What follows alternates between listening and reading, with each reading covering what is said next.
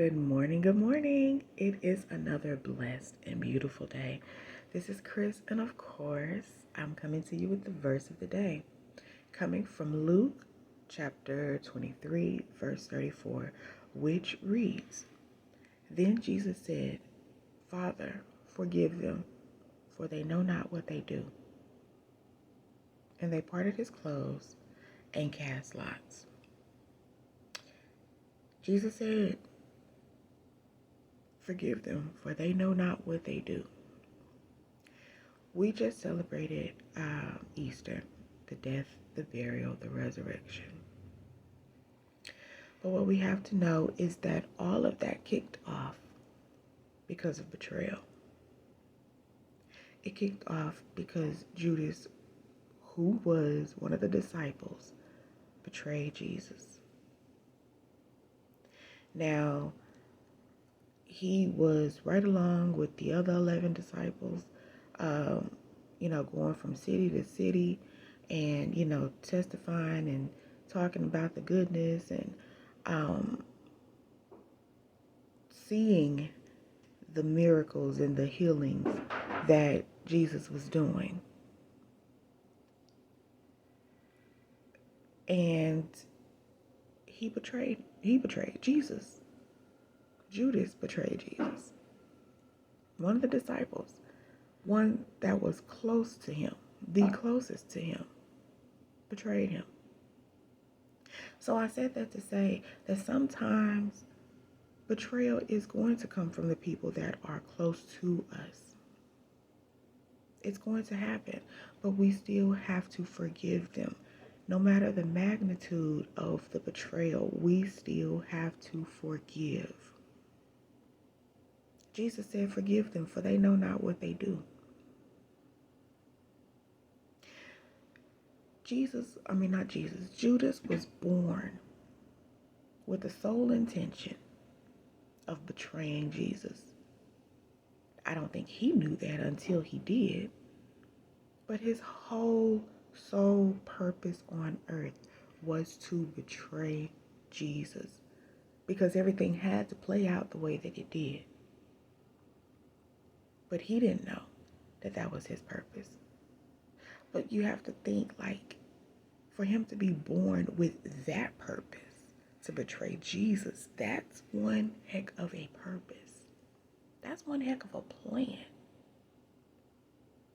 So I can understand, the misery and the guilt that he felt and everything that, he was going through after he did it. That's one heck of a plan, especially for the Last Supper to, have been in place, and Jesus said, one of y'all gonna betray me. Then he washes his feet, and then tells him, go ahead and do what you about to do. And then Judas comes and betrays him after it's all done with a kiss. It happens. If it happened to Jesus, what makes us think that it's not going to happen to us? What makes us think that the people that are closest to us won't betray us? It's going to happen. So Judas was created with the sole purpose of betraying Jesus. And like I said, of course, he didn't know that. But when he figured it out, he was hurt.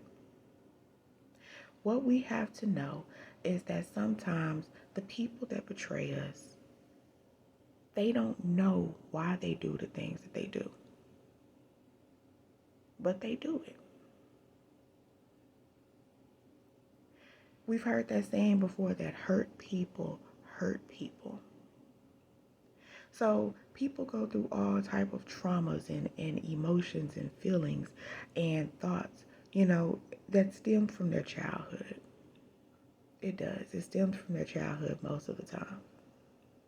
And then, a lot of people are born, with, a certain agenda, a certain, purpose, for their lives. And when we meet them, when we cross paths, sometimes we have to be part of the betrayal that, they're going to bring upon us. But we have to forgive them. Jesus said, love them anyway, for they know not what they do.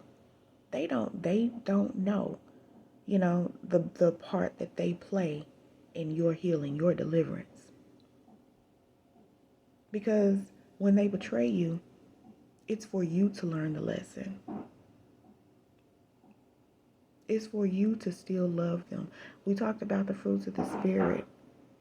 We have to have patience with them. We have to love them. We have to still show kindness the same way Jesus did. He knew that he was getting ready to be betrayed, and he still, was just like, okay, I give you anyway.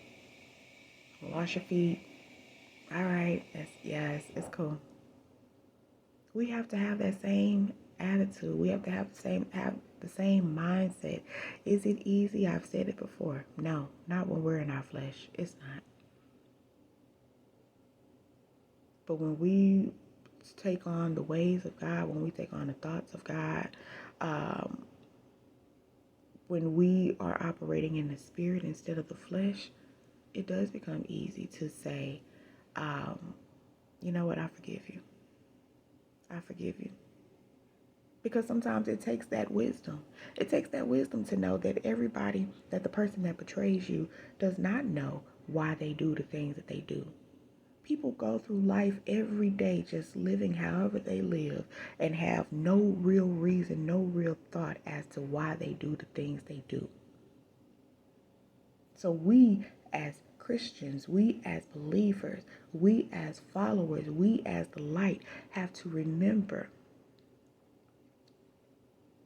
we have to have that wisdom.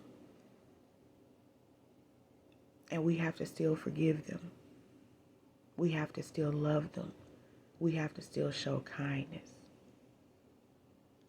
Because they don't know why they do what they do. So Jesus said, love them anyway. Forgive them. Forgive them. And forgive them from your heart. It has to be true forgiveness. It has to be true forgiveness. To forgive, it is to let go. To release anger or resentment towards someone for something that was done against you. That's what it is to forgive. And forgiveness, it's a continuation of forgiving. So we have to always be in a forgiving state, no matter what's done to us.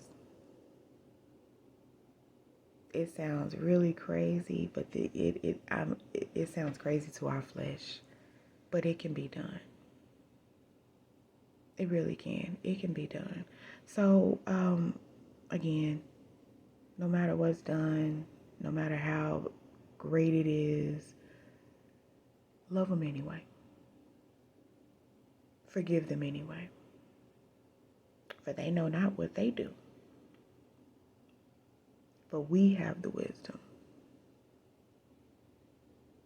And we do know that sometimes people are just peopling. I love you. God definitely loves you. Practice forgiveness. Practice forgiveness and then make it a lifestyle to forgive. Be blessed.